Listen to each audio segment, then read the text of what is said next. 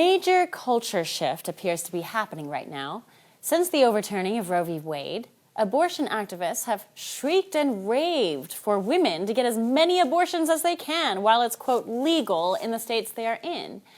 But it appears American women are ignoring them. In the latest data obtained by the CDC found abortions of unborn babies fell 2% the year after the Supreme Court overturned this controversial decision. The majority of these unborn babies were aborted at least before the 9-week period, so 92% in fact, and most of the abortions were put forward by women in their 20s, while teen pregnancies are now accounting for the lowest abortion rates by demographic. This is a sea change, even from the last few years. Joining us now is Margaret Olohan, senior reporter for the Daily Wire and author of Detrans, True Stories of Escaping the Gender Ideology Cult. Margaret, it's so good to have you back in the studio. It's so wonderful to be here. How do you explain this trend? Is it a skewing of numbers? Are women just not having babies and therefore not having abortions? Or is it genuinely a downward shift in the abortion rate? My understanding is it's genuinely a downward shift in the abortion rate, which makes total sense if you think about it.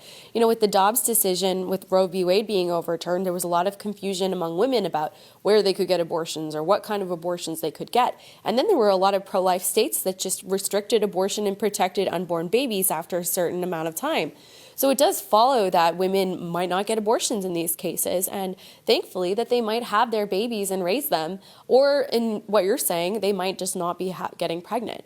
But from what I've heard from people on the ground, pro-life groups, is that there's women who are withholding, they're not getting abortions out of either fear about abortion laws or just not doing it because the law prohibits it. What's so fascinating about the numbers out of CDC is the teenager abortion rates, because teenage pregnancies were some of the hottest catch-all image topics that pro-abortion lobbyists use. They said, we're protecting teenagers from having to go through with these pregnancies.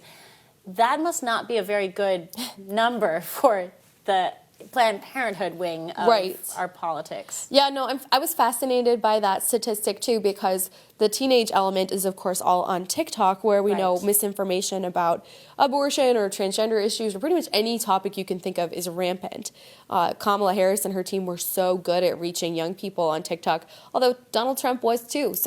But when it came to abortion misinformation, that was really the hotbed of where we were seeing that. Yeah. So my guess is that teenage rate it was impacted by misinformation on TikTok, since we do know that a lot of people were saying you'll go to jail or you're going to track your period and all these things to scare and fearmonger women into voting against Donald Trump.